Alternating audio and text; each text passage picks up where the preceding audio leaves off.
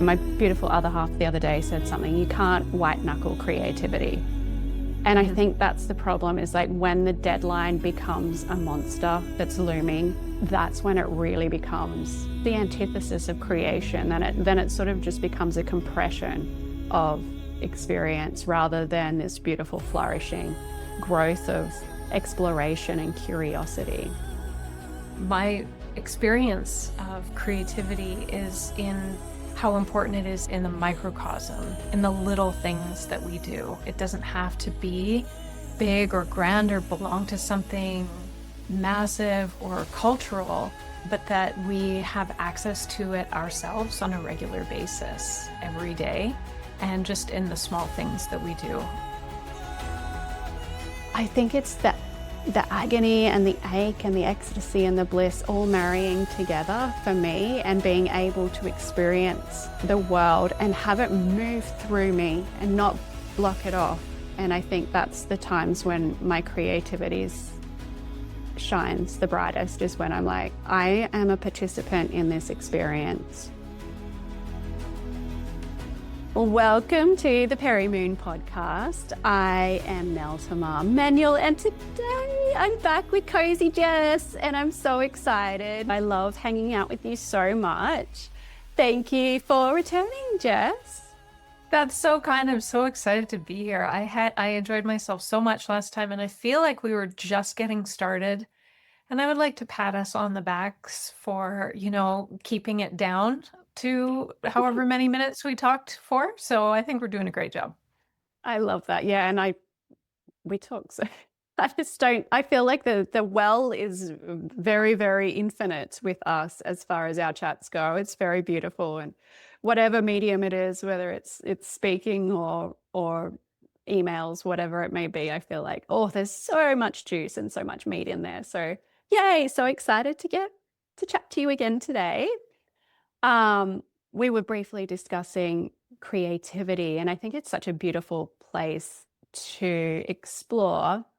I feel like a lot of women around me and definitely in my community are really starting to become more curious about their creativity and how it can show up. And I don't know whether it's, just having a little bit more time in their lives, or that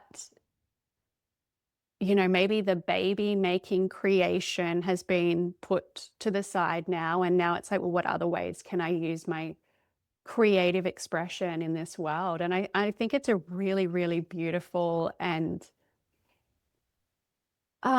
soul affirming way to navigate your life is through creation. So I would love to chat with you about that if that's something that you feel called to talk about. Absolutely. That's really the backbone of Euda by Jessie, which is the name of my business, and we'll fill it out in greater color within this, but it's one of my values is creativity. And so I would love to explore this in more depth and nuance. Absolutely. I think I've always, actually, to be honest, I identified as very creative as a child. And then I know that this is a very natural thing to happen. A lot of around 10 is when kids tend to become a little bit more aware of, that doesn't look like a horse, or, they start to become a little bit more critical. And then that's the point where a lot of children either really embrace the creative pathway, or they say, they start comparing themselves to others, and then they start to shut it down. For me, I always identified as creative, but it was so vague and random. My creativity was, it was something that really needed to be cultivated over a lifetime almost. So for me, it was like, I'm good at writing, but where does that fit in? It's most of my work's like contemplative essays. Where does that fit into the world of writing? I can't make a job of that. And then dance, but it's like, well, that's more for me. It was a bit of a struggle trying to find out, what is this thing that's creativity? Does it have to fit into a neat box, or is it inherently, is that the purpose of creativity, is it doesn't fit into a neat box? Um, yeah, so for me, I feel like it's definitely been such a beautiful lifetime exploration of something that has been, you know, placed upon me. I feel like, my creativity is a gift that I have had bestowed upon me. It's not something that I really sought, or, quite often it was something that I felt like a burden more than anything. And now Mm. it's so good to be in this place where I'm like, I can write my emails, I can do my podcast, I can dance, I can do all of the beautiful things and not have to worry that it doesn't fit into what mainstream would say this is art. Hmm. Yeah, isn't that I feel like that's such a blessing of these more recent generations is they've just cracked that open and been like, because as I stepped back and sort of was reflecting on this theme for today, I was thinking about why this is so important to me personally. And I was remembering an article that I read a long time ago, like I'm talking 20, 25 years ago. And it really, really struck me because it talked about how there was a parallel of when Einstein was coming out with his work on the theory of relativity and the advent of like 20th century modern artistic movements like Cubism and Expressionism. Mm. And so the article was saying at the same time, science and art sort of became unapproachable for you and me. Most people up until this point could understand the object of an art or understand scientific advancements. And when these things came out, most people felt that they couldn't approach or understand it anymore. And that is just the generation before me. And so by the time my generation arrived, it was sort of rote and it was just sort of understood now that you can't fully understand science unless you're a total genius. And art is also elite as well. And that's the flavor or energy of the generation before me. And I think that that was, definitely um, how I received it as well.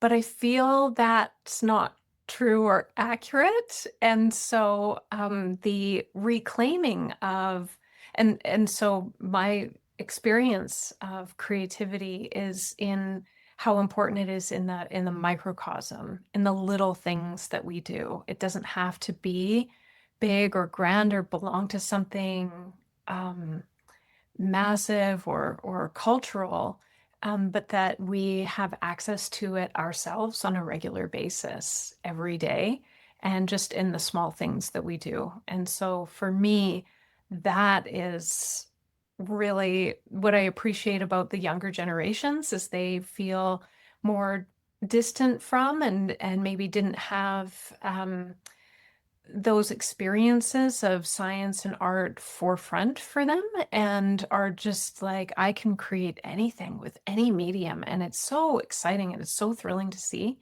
And that's the sort of thing that I try and cultivate is to not be too dogmatic about it, but to welcome it in its most simple manifestations of it. And so just back to what you were saying about your experience of it, I feel like when we were younger, we were sort of told things like long form essays or dance, and that can't be a career. It can't be this and that coming from that flavor of the previous generation. But now there is access to seeing room for all sorts of different creativity and artistic forms as accessible and interesting and digestible. And it doesn't have to be out of reach and for, you know, the elite kind of thing.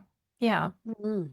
I love that you've drawn the parallel with science, because I do feel like I'm both a scientist and an artist. Like, I would say I fit very comfortably into both of those categories. And I feel like for me, they're so similar. Like, they're both about curiosity, like at their core, they're both about curiosity and experimentation and trying to make sense and meaning of the world around us. Like that's what they both do. The purpose of both of them is to understand the world around us. And I feel like both of them have been heavily gate kept. Science especially, it's like, well, and it's interesting because I come from my first, so I had an advanced diploma in naturopathy, which was from a more like mystery style school. It was very, very old school naturopathic, a lot of energetics, a lot of, yeah, it was a lot more of subtle energy work. Whereas then when I went on to do my bachelor in health science, it was heavy science. And it's so interesting to be in practice where I'm using things like flower essences or things that are more energetic, or even astrology, in ways where it's like that's not proven. There's no, double blind randomized controlled trial for that. And it's like I get that that's what science says, but my clinical experience is vastly different. Like when I sit with people in astrology, or when I give people flower essences, I can see the difference. I can see how they're responding. I can see their eyes light up like, oh my gosh, yeah, I do tend to do this thing. And it's really interesting how much we've gate kept the science experience, and how, as an offshoot, I feel like at times people are looking for, that meaning, and they're looking for ways to incorporate meaning. And I feel like where we've gatekept science, that's where people have been like, okay, well, I'll need to find art, I'll need to look at TV, TV shows, or I'll need to find some sort of art to carry forth that meaning, when it's like we could actually be making the art ourselves if we're not finding the meaning from things, that where we're initially looking, or if that's not serving us, then we can make the meaning ourselves from our own art. And that's where it's so juicy for me, is to like sit with something that's not making sense and to be able to have it move through me in a way that's like, it makes sense to me now. And that's all that I really need. Amazing. Yeah, I was reflecting on how there were a couple of experiences, one in high school and one in university, where I really stood up for myself and stood up in class and was like, here's how I interpret this piece of literature that we're studying. And the class was about like participating and discussing the literature that we were studying, and being told like, in no uncertain terms, no, that you're wrong. Like you're just totally wrong. It's like, and I don't know, I was young and it was, I can say, a bit humiliating at the time, but even I had the presence of mind to be like, no, these great minds didn't think these things to be one thing. They wanted to incite um, inspiration and majesty and perspective. And I even knew that, like, as a young person, um, that telling a teenager, that it does not mean that, is probably not what the author was aiming for.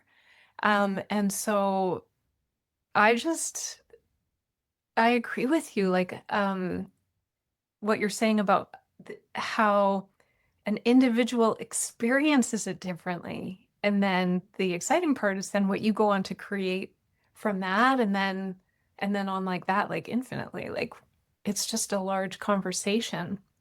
And it's Mm. so exciting to be a part of groups that are doing that together. I think that's one of the fun things about getting into an art class or a discussion class or learning language with other people, but community in general, is to hear. I personally love that, is to hear how other people are receiving it and what it lights up for them.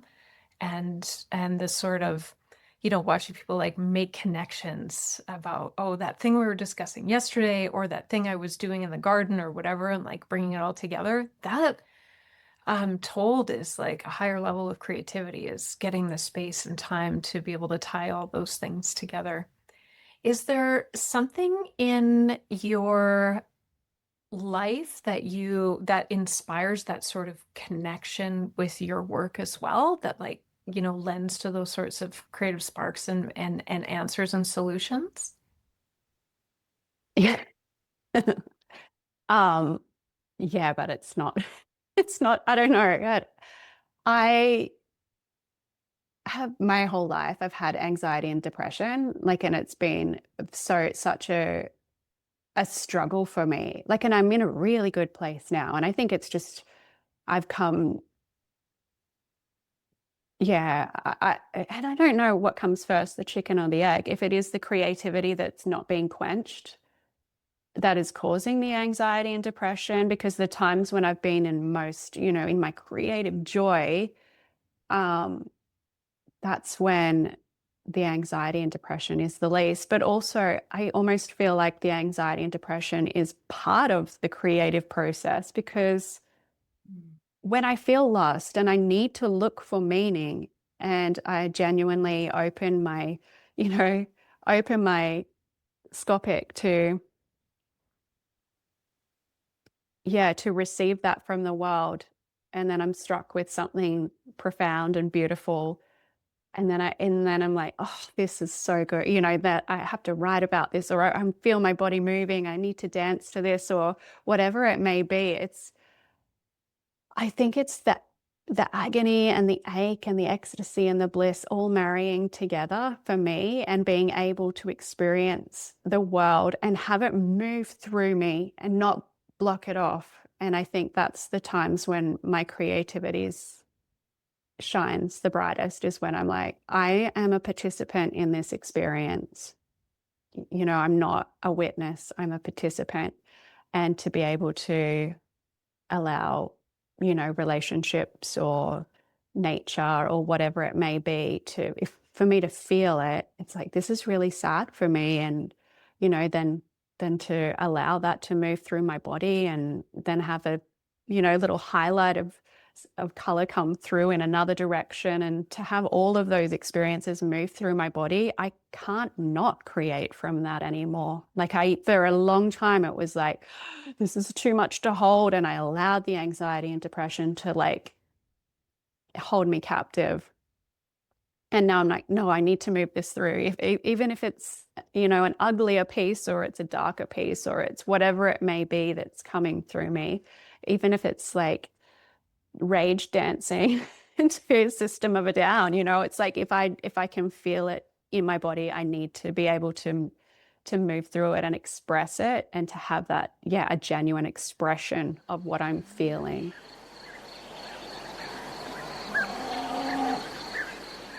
I have witnessed in your writing that ability to really go there. Like, some of the things that you've written about just show like a strength and such a strong self-love as you're experiencing some of those really difficult places. But yeah, a willingness and a fluency there. And then absolutely, like I've expressed to you before, and a powerful insight that can only come from being brave enough to go into some of those depths. Yeah, I just appreciate your writing so much. Yeah, but I don't even know if it's a conscious willingness to go into the depths, or just like a muscle memory of, if I don't go there, the anxiety and depression will overcome me. Mm. I think over time it's been like, I kind of have to go here. I can't just push this under the rug. Like, I have to go there, or it affects my entire life. And, I've been in some pretty dark places during my life. Um, yeah, I think and it's one of those beautiful paradoxes where it's like, I don't know if it's because you look at so many creatives throughout time, and they, like, quite often there was very, very evident struggles with mental health at the same time.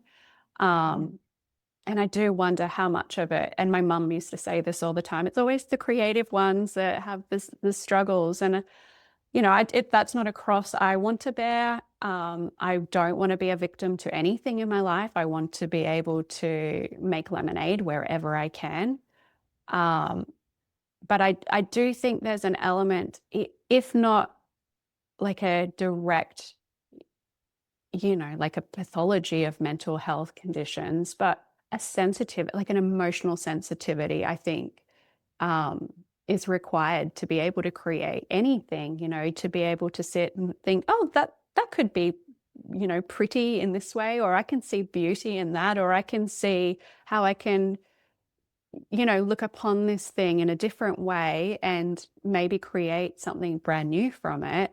I think it takes an emotional sensitivity. And I think a lot of the problem is we're dampening our emotional sensitivity so much that creation isn't coming naturally to us. And I think the more we can sit with the creative possibilities of things, the more that we can cradle those aspects of the self that do feel more sensitive. Like for me, it's almost an act of self-care is to be Mhm. creative. I would agree. Yeah. Yeah. And you're like not rediscovering, but you're really starting to find your voice in writing as well. And I find it really interesting. That's something that I don't know. Yeah, I've always felt my voice is quite, it's quite arrogant in ways in my writing. I just feel like I'm like, I want to write it this way. It's like, no, I'm coming through this way. Like when I was writing my book, I'm like, I want to write a nonfiction book. No, I'm going to be fiction. Like it's like, I don't really have a choice. But something that's intriguing and I love watching, and I'd love to know more about the energetic process for you of like discovering your voice. Like, how are you going about that? And what sort of feedbacks do you get from that? And how do you dance with that? I You nailed it in a conversation that we had, I don't know what, 6 or 7 or 8 or 9 months ago now. And you were like, when you're picking the word, you can feel it in your body. And I was like, whoa, because that's exactly what's happening. And so it's about, for me, I I love stuff. Like I was thinking about what really sparks creativity in me, and that's discovery. I love stuff. I love new stuff. I love learning new stuff. That's another value of mine is education. I just love learning. And when I'm learning new things, I'm totally inspired. And so it's actually what I was talking about a few minutes ago about like allowing those connections to sort of bubble up. And how does this relate to this other thing that I'm learning and connecting those things together? And I just really enjoy that process. And so I have a lot of different ways that I create, but if we're talking about in writing in particular, it's it's finding that I wish I spoke more languages. I just have English and finding that word that in my years like will do the service to the thing that I'm addressing. And so that's what I'm really enjoying right now is being able to find the right word. And you and I have used the word pristine numerous times and so that's what I'm aiming for is like to express myself with pristine, not necessarily clarity, but uh, that I feel that those words match the feeling in my body. And um and there's a satisfaction in that. But with the other things that I create, like I'm really into not um making it dogmatic anymore. Like I'm really into just believing in the creativity of the moment, the creativity of a relationship, of a phone call, of a placement of at like how you organize your desk at home. And So yeah, I'm really about the micros right now, like just allowing the way you cook dinner and how you salt it and how you just deviate a little bit from what you did last time you made this recipe. Yeah, I'm just really enjoying simple. Um, my degree is in theater. And so I come from doing creativity at scale. And I think I just sort of swore that off when I graduated. I was like, I'm never doing a large production again. Like, it's just got to be easy and fun from now on. And that is the joy of my feng shui practice is how simple solutions can be. That's where you know where the chi is, right? It's like is the flow, right? And the ease and the lightness. And so that's another feeling um, from there. Yeah, I love and the doubt. Like there's something so beautiful about surrendering to Tao that I feel like is so inherently creative. Like it just it Tao, you know, it is the force, it is the energy, it is life force, and I think it's interesting because I we're in the same feng shui community, and I've mentioned this to you before, but I don't think I've really shared much about my process writing my book. But for many years, I had some really amazing, inspiring people like, you need to write a book, you need to write a book. And it was like just this backlog of expectation that I found really heavy because, yeah, when some of your most cherished mentors are like, you need to write a book, it becomes really heavy. It was really heavy for me. And now I'm like, I'm writing a book and it has to be this thing. And it really kind of took a lot of the joy out. But then, moving through Dana's program, um, and doing the elements, and working out that I had like a wood deficiency. So wood is the playful element, it's the joy, it's the fun, it's the childlike, youthful spirit. And so I started to play around with wood more and not just in my home and with feng shui, but in my heart and in my life and in my expression.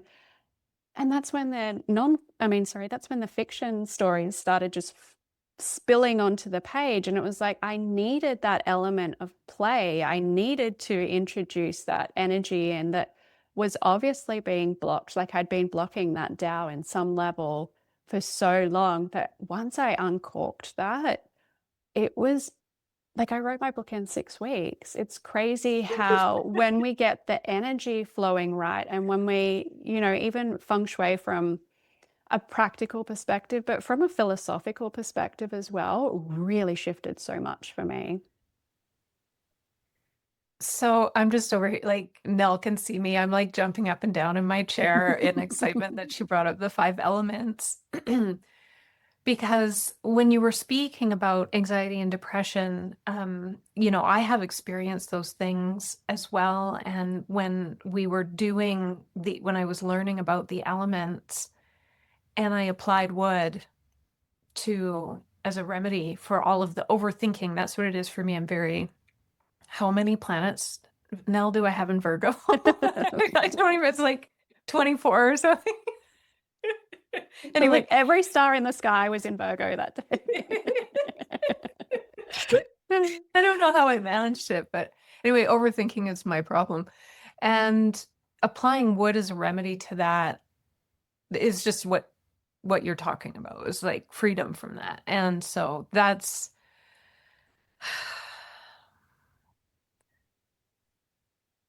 yeah, just so precious to me. And yeah, it's one of the things that I think about a lot is applying those aspects to stuck energy. And what we're talking about is the five elements of traditional Chinese medicine philosophy, including starting with water through wood, fire, earth, and metal. And they are explored in all sorts of different types of ways. Like they're explored in really, obviously traditional Chinese medicine, so physicality. In Feng Shui, it can also be applied to space. It's a creative cycle. It can be applied to food, and my qigong teacher uses it in physical movement, and there's just so many ways to apply it, and it just fascinates me how that cycle of creativity of the five elements can really be applied for those sorts of things. And I've had the same findings as you, as there was stuck energy around creating, and I just applied different parts of the five elements, and it just turned on like a light. It's such a blessing. Yeah. And I'm not saying like ultimate control, but there's of outcome, but there's a supportive flow. Like there really is a natural um that's not the sequence of the words I wanted to use, but there is a dynamic of nature that you can apply like that. And it's so it can be my experience of it is that it can be quite easy. What's your experience of it? Yeah, when I do it. Yeah. Um, I can sit around for a week. We spoke about this last time. I can sit around for a Yeah. week, like just stuck in water. Like I'm just not Yeah. feeling it. I need to feel it. I need to feel more. I need to just get to the meat of what I want to express. Or I can sit around in water for so long. And then it's like, okay, I've got to shake this up. I need to burn some incense. Like I need to get some fire happening here. I Yeah. need to put on a good song. I need to dance. Like I need to bring some fire into this moment. And then it's just happens. Like it's so funny how easy it is and how big we can make things. Yeah. Yeah. And I think I definitely have a wood deficiency quite often. I skew towards wood deficiency, but fire is what it both entices me and it terrifies me at the same time because it's so powerful. For me, fire is so powerful. It is Mhm. just, it's the activated energy and that's where my power, that's where I find the rubber meeting the road for me as far as my creativity, like my creative expression and being able to bring something into the world and being able to say, this is the height of my self-expression. This is who I am in this very second right now. This is who I am. This is what I'm bringing forth. This is me. And it's such ultimate presence for me. Like fire demands presence. You can't just sit back and watch fire. It's not going to just You're not. sit in a well for the next 30 years. It's fire is instant and it happens right now. And whenever I get into that fire, yeah, it shifts for me so fast. How quickly I can create and how organic things feel coming through. Hmm. That's so cool. I think maybe I'm a little afraid of fire. I haven't spent really a lot of time with it. Metal was the epiphany for me. That curation and those boundaries and that clarity and decluttering and paring things back and just that incisive clarity of metal.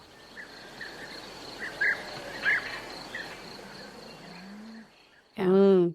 Yeah, I think, and we're both got Virgo placements. I think I think it's very Virgoic is the metal placements. It's like having that capacity to think things through, but I can lean towards excess of metal at times. Yeah, for me, it's the more playful and the wood and the fire particularly are the places where I really find myself when I'm activating those. That's when creativity really starts happening for me. Maybe I can share. So Nell was referring to our feng shui teacher, whose name is Dana Claudette, and so she was instructing on the wood element, and she was talking about how that wood represents like rapid growth. Like the imagery for it is bamboo, just wood that grows straight up and is flexible in the wind and is green in every sense. It's growing, it's new, it's discovering. And the importance of that in the creative cycle so that all of the other ones tie in. And I think we kind of like maybe lose that a little bit, that like my Virgo mind wants to say, just getting it wrong, like just trying things and that not being the finished product, and allowing that to incite the flow of the rest of the cycle. And, fire comes after wood. And so what you're describing about having access to such a powerful, clear, wise and realized part of yourself. And so, buffering up and allowing the flow of the rest and the strength of the rest of the elements, by also allowing play and that creativity that we're talking about here today. Yeah. I think it's, when we're looking at creation as an entire concept or, the entire universe almost. But when we're looking at creation, it's not just art that we're creating in the world. We're creating ourselves every day by our choices. And even being stuck in some of those for a very long time, I was stuck in some of those, like definitely get stuck in metal and water. For me, that's where if I'm stuck, I could almost guarantee that's where it is. Mhm. Being able to make choices that are expansive and creating a new sense of me and a new sense of vigor in my life and a new sense of joy, and to be able to create those experiences within ourselves. We do need to lean into this creation cycle, because without it, we're just making the same choices over and over again, or we're only really operating from a sense of exploration that is created from a map that we've been traversing for the last 20 years. Like, to be able to be fully open to creation and to sit and say, you know what, make me anew, like make me anew and make me um my own creation, my own art. Our entire life can be art that way, rather than this is my space for life and then my art is some little pretty affair on the side. No, our entire life is art, our entire being, our entire evolution. It is all art and creation. I really didn't mean to come here and talk about my business, but that's like eudaimonia, right? Like that's so I've named my business Euda by Jessie, and Euda is short for eudaimonia, which is a ancient Greek philosophical term for living a full life, and not for specific outcomes, but because life is full. And so anyway, and so like this is just my way of like banging on the horn and being like, yeah, Nell, go, go, go, because that's the direction, that's the umbrella of my business. And that's again, my value is just to say like all of it matters.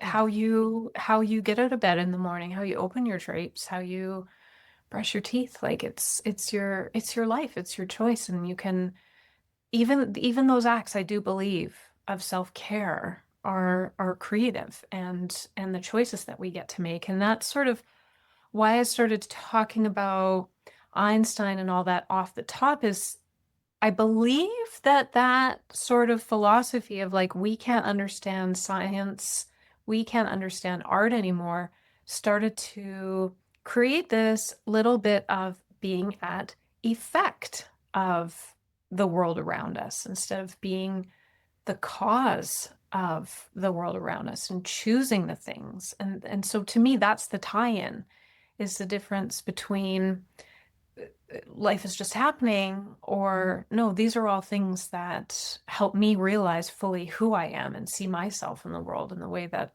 I want to. And I just really firmly believe it's in the little things, it's in the little sparks, in your day. And I think that's the best news. Like, it doesn't take much to create and to Yeah, and so that's why I really don't want it to be like dogmatic and far away and big, but to bring it home and to feel it personally. So within that, I think is the connection to self is that's what we're expressing at the end of the day. And so it's got to be in small parts. It's not always just waiting for the big thing to happen, but for the little things are important as well. I just firmly believe that. And I can say like here at midlife or for me, like I think it was probably now that I look back, it was probably the first symptoms of perimenopause is now I had these insatiable cravings to create. I wanted to make quilts.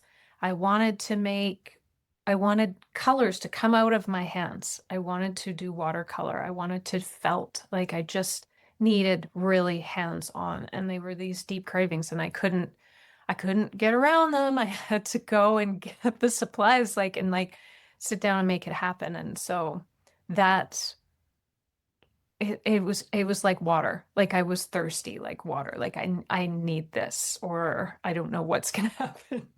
And I just think it's part of our I feel like this is like cliche to say a little bit, but human experience. And Mm. being human is like really important right now. It's really important. I think, and I can't be certain, but when you're saying this, that craving, I think as our estrogen begins to diminish and we're not, getting our sense of self-worth from what we do for other people, it's like, Mm, well, how do I get meaning from the world now when it's not just about looking after somebody else or volunteering for how do I get meaning from the world now? And what would that look like for me in a really honest and authentic and congruent way, rather than when we're at school and it's like, well, this is the art class and this is the lessons that they give. And it's like, well, I'm obviously not an artist, am I? Because I'm not a painter. I can't draw. So I'm obviously not an artist. But now to be able to go, oh, sourdough, yes. Like being able to go, what are the things what can I create? And it really doesn't have to, and I think it's so beautiful that you say this. It really doesn't have to be big. Like, yes, as I could write a sonnet. I could write something that shows how deeply meaningful someone is to me. Or I could just make them a toasted sandwich and put a little extra like thyme on there or something. Like it's those tiny little tweaks that we can make throughout the day. It's like, this is how I feel about you today. And I think it's a really beautiful thing. I think it is an act of self-expression, but I also feel like all art comes from a place of relational expression as well. It's like, who am mm, I right now in this moment in relation to this thing that I'm considering, and what does that bring through for me? mm. Think of that. That's so exciting. And saying that, I'm just realizing, pretty much all of my work is around myself. But I don't know. A lot of we've discussed this before. A lot of my writing, I feel like it's very lonely. Like I'm just talking about myself a lot, but I think it's myself in what my experiences and relationships have evoked from me over the years is how it comes through. When you're, if I may, when you're dealing with something with that depth, I think you have to talk from your own experience, right? Like, I don't know that we can know somebody else's experience to that depth. And that is really where you go. Mm, yeah, and I think that's part of that, that experience of finding the right word in my body is like, well, this is the only words I can use for this thing right now. Mhm. When I'm being present with my body, it's like, well, this is the word that it just needs to come through. Um, yeah, I think it's being in service to the creative forces that flood through us sometimes. I still think about that. That isn't yet how I experience it, but I get it. Like, yeah, it when you say that, it makes sense to me. I'm not sure. For me, it feels like uh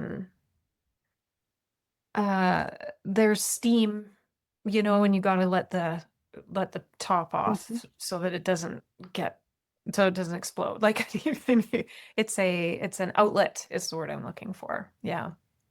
Mm.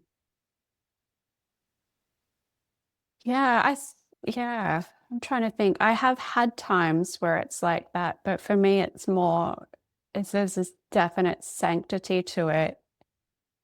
It's akin to prayer, it's akin to meditation. Okay. For me, that I'm swept with such a sense of calm when I'm writing and flow and peace. And dance is an outlet, but Mm. writing is an active prayer. Nell, thank you for saying that. I'm gonna try that. I don't know if trying, I'm like, well, I don't know. Is this good advice?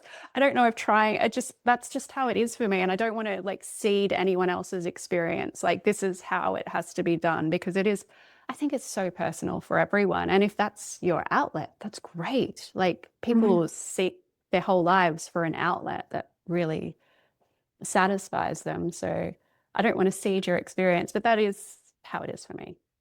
No, I'm definitely not receiving it as instruction. Like I heard you say like prayer, and I was like, whoa, I have not thought of writing in that way. And so I would like to try it in that Mm. with that intention. That'll be interesting to see what what changes. And so I just want to thank you very much for that frame. Yeah. Mm. Curiosity is bubbling. I can see literally Exactly. your eyes are like, oh, I could play with that. We could get Exactly. some And word in. that's why I love listening to other people's experiences and what creativity and eudaimonia and it sparks for other people because there's just so many ways, so many colors, so many possibilities. And I love that. There's so many exciting things going on. And when you listen to others and their experience of things and how they do it. And I don't know that we always talk directly about creativity. In my experience, sort of tend to talk more about what we're creating and not the process. And so um, it's hard to pin down, isn't it? It is water, isn't it? It's still moving, it's still creating, and it's going into places we can't see yet. And yeah, I mean, this is going to be a really powerful ongoing consideration, I think. I like having this, thinking about it as its own house, its own,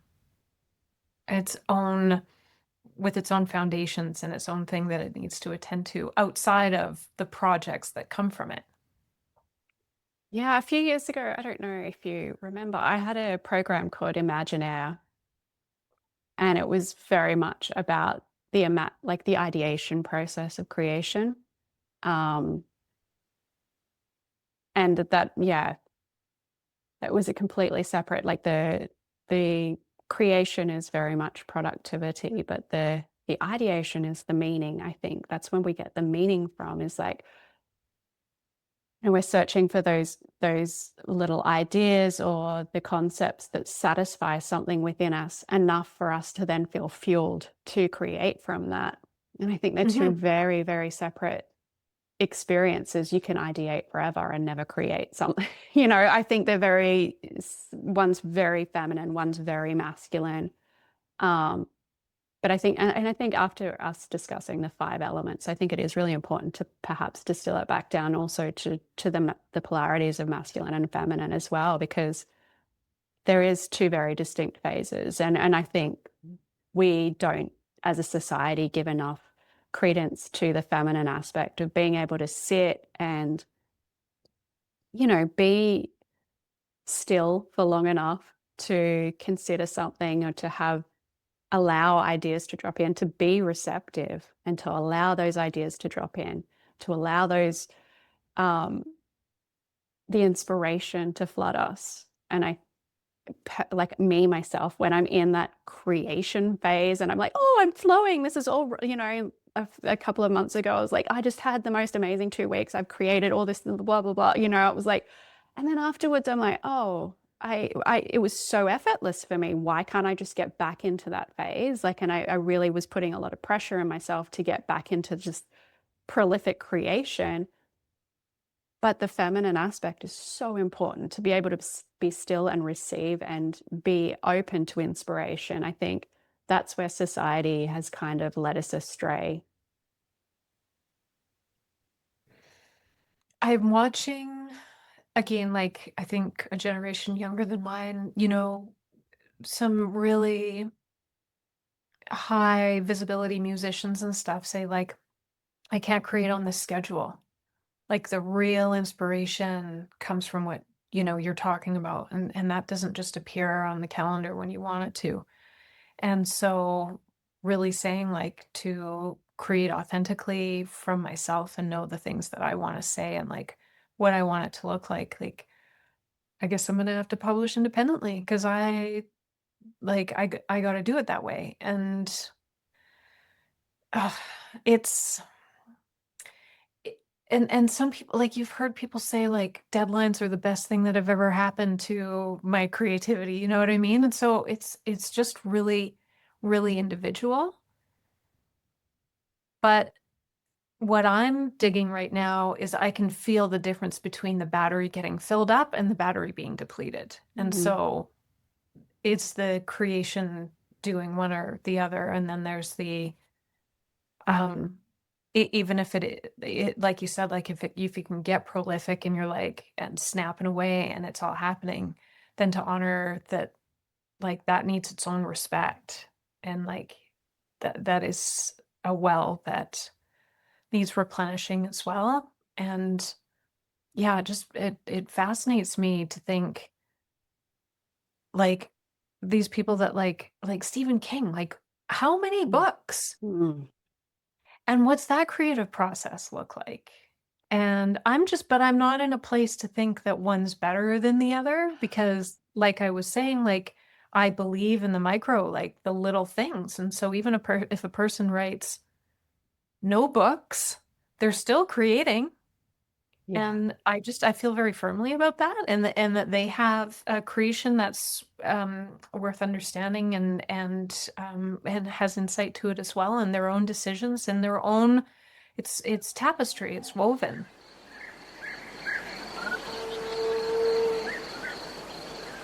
Mm. I think the deadline thing for me, writing my book, getting that deadline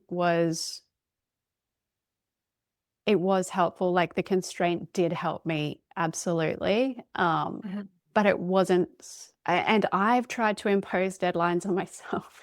They don't work. So I I feel know. like there's definitely an emotionality that has to be respected within it as well. Because when I had that deadline, I was so like, I'm like, yes, I'm writing fiction. Like it was just a whole different energy of excitement, and I was ready for it. Um, but yeah, my beautiful other half the other day said something, you can't white knuckle creativity.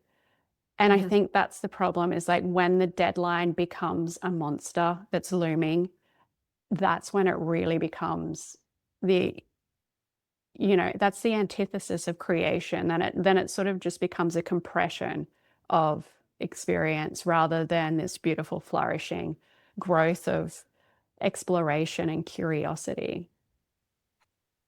It's that fire element, the difference between it burning brightly and it singeing. Yeah. And so holding something as powerful as a fire element with respect. And Mm. then we need different things for different projects. Oh gosh, I mean the the variations are endless, right? But yeah, and some projects need that and others really are adverse to it. And like w- I think as creatives we're aware that like we won't even know till we get there. And the body kind of knows, doesn't it? Like the body's saying like more rest, more water, Mm. more quiet. or like surprise yourself and like, drive 120 kilometers an hour down the highway for, Oh with a God. cigarette listening to, I don't know, Guns N' Roses or something. Yeah. Like that's a creative space sometimes, you know? Totally. Yeah.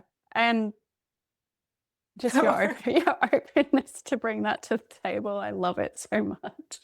I think, yeah, I love, yeah, I, yeah. I Sometimes haven't, it is, you have to bring in the real left field things sometimes to get the juices flowing again, doesn't it? full disclosure, I have not used that for creativity for decades. Like, But it's there if but you need it. You But yeah, exactly. Sometimes you just got to snap out of it, right? And like I said earlier, like prone to overthinking. And so sometimes just like, yeah, something so fresh, so something so unexpected just to get some space from the overthinking. Yeah.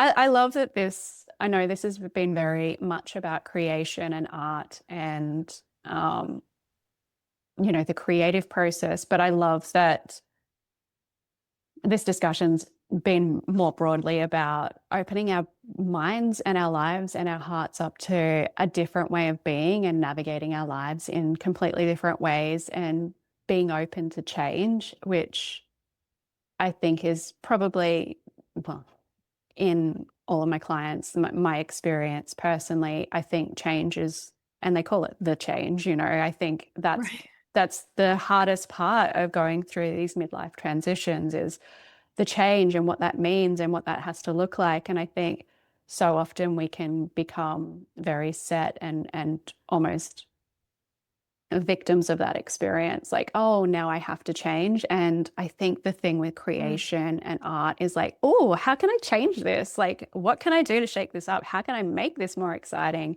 um, Mhm. and I think that that's the artistry of midlife, which is something that I really find dear to my heart, is the artistry of midlife. It's not, I'm a victim of these circumstances. It's like, oof, okay, this thing's happened. This was not how I wanted this to go. Like all of these things have lined up in a completely different way, or not even lined up. There's no line whatsoever. How do I make this something really, really remarkable? And it's there. Like it just takes opening our minds, opening our hearts, opening our experience to be able to make those things into something glorious. I love that. Yeah, I think that's one of the reasons why I'm so in love with it is because of that difference between feeling like you are at cause in your life or at effect. And there's a lot of things right now that we are at effect of. There's a lot going on in whatever direction you look. And I think that's why it's so personally important to me right now is to be like that onus of control, what I have control over, and here's the things I can have cause over. And I just strongly feel that creativity allows us access to our perspective and to learn things about ourselves.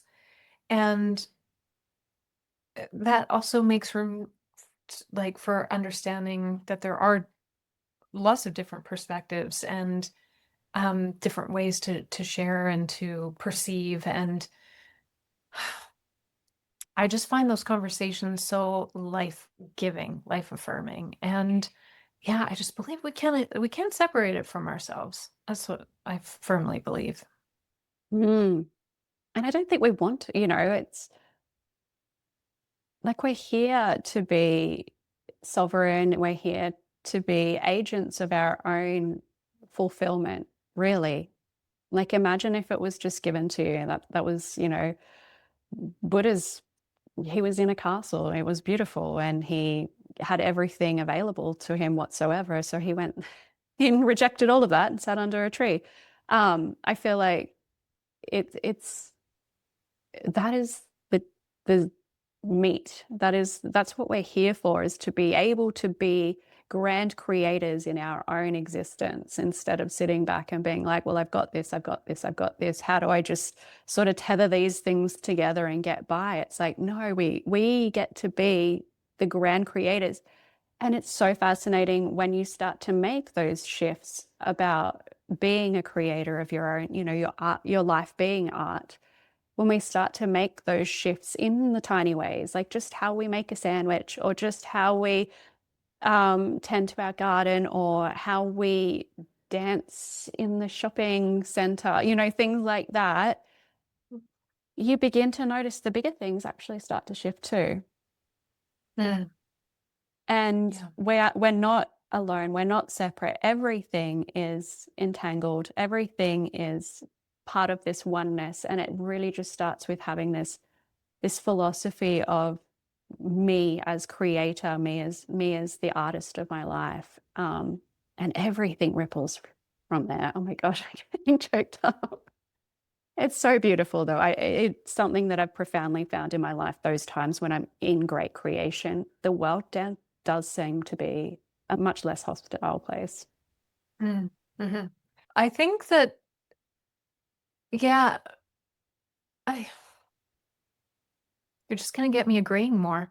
Yeah, I'm just, yeah, that's what I have to offer is just agreeing more with that. I'm gonna spend some time thinking of like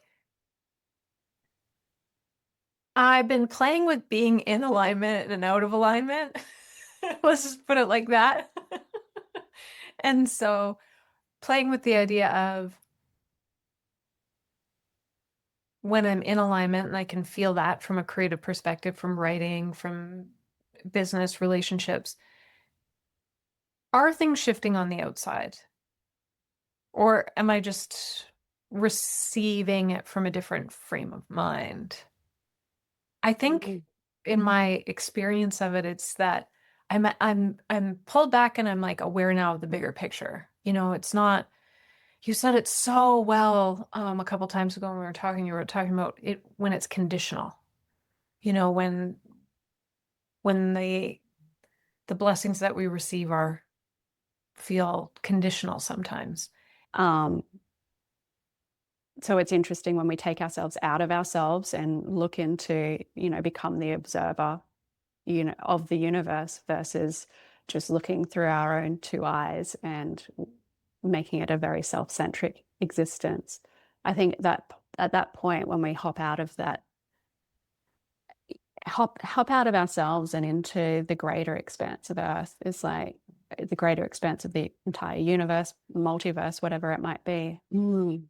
Have you got an experience of in your mind of like creating from that place versus like the smaller, more fussy, detail-oriented place? And like do you create from both and do you have an experience of both to share?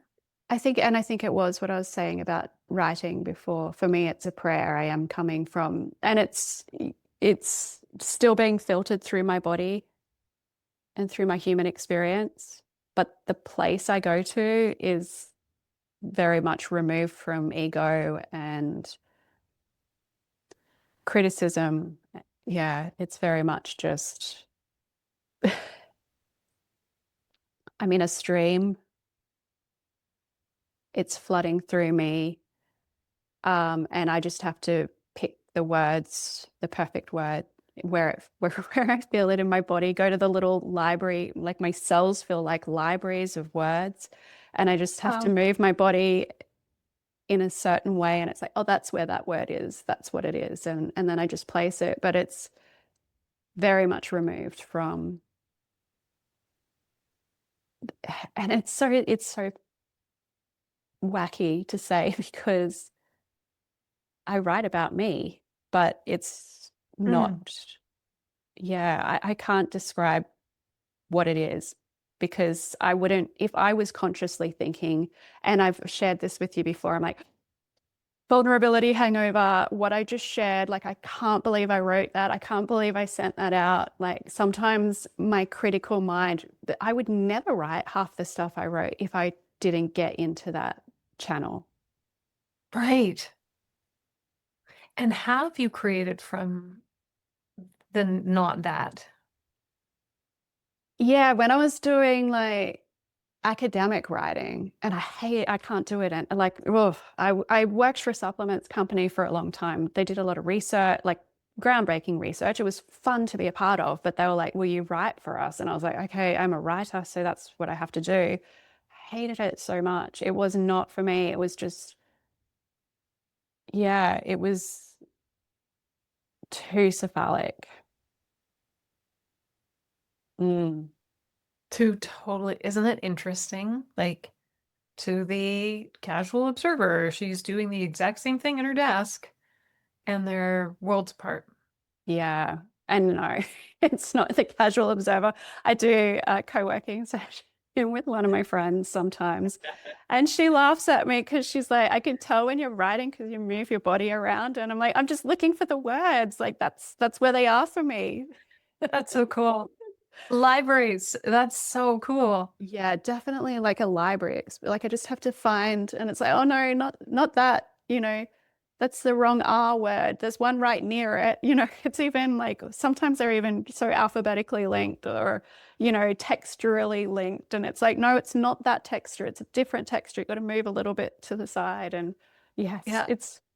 I'm fascinated by how it shows up because this is not what I've learned from life. This experience that I have is not something that I've ever learned from a book. And it's Yeah. fascinating to me to now be in a place where I can fully open to my creativity and be like, oh wow, that's cool. Like, how does that work?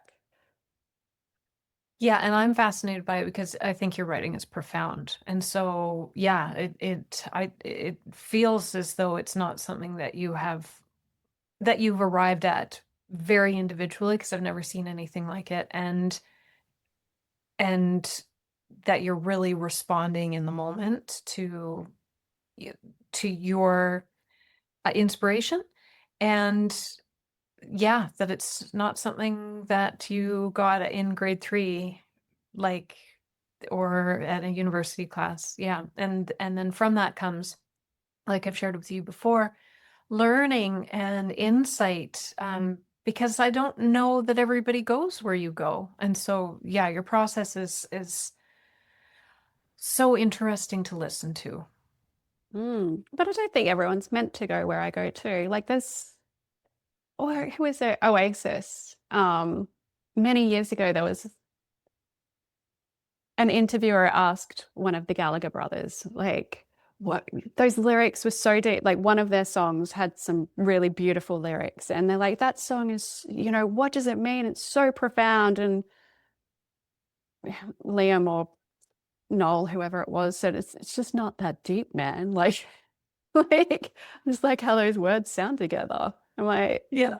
that's cool though. Like sometimes it's just words sound good together. So you just put them together. Sometimes it really is like this harrowing experience that you've been through that needs to be expressed. But sometimes it's just like those words sound really cool. Yeah. Yeah. Yeah. And space for all that. Yes, Jess, we could talk. I reckon we should do a world record attempt at some stage. How long can two humans not do small talk for? Like, I think it would be worthy of attempting. That's hilarious. I love that. And also, I am mindful of our listeners' time, but gosh, I love hanging out with you so, so much. Like, just constant sparking of new ideas and new concepts and new ways of being. And you're just so grounding for me. I think it's your Virgo sun just like anchors me back down into earth. And I'm so grateful for every moment we get to hang out together. And once again, I'd love you to share with the listeners where they can find you in the world. Yeah. Okay, all that coming back to Earth. All right, Yeah. you got it. Yeah, no, Return.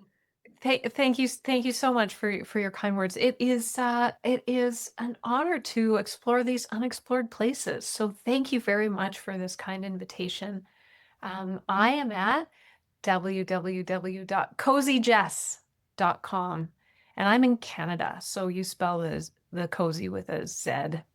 And that's where I talk about eudaimonia, and I'm interested in the small creative things we can do every day to feel like we're living a fulfilled life. And so that's what I'm up to over in my corner. And yeah, just so grateful to be invited to this conversation, Nell. Thank you so much. Oh, thank you for being a part of it. And yeah, your way of orienting yourself in the world definitely lends to these beautiful types of conversations. Like it's just such an honor to sit with somebody who has a a genuine awe for life. It's so beautiful to witness. So thank you so much, Jess. And we'll be back again sometime soon. I love having you here with me, and thank you so much. We'll talk soon. I am inspired now. Like, let's go for the non-small talk champions. I think it's worthwhile. I love that. You have a beautiful day, darling. Thank you so much. You too. Thank you. Thank you for sitting with us today. It has been an absolute joy. If you'd like to work with me or connect with any one of our beautiful guests, you can find everything at perimoon.com.au. And until next time, may you find yourself all the way alive.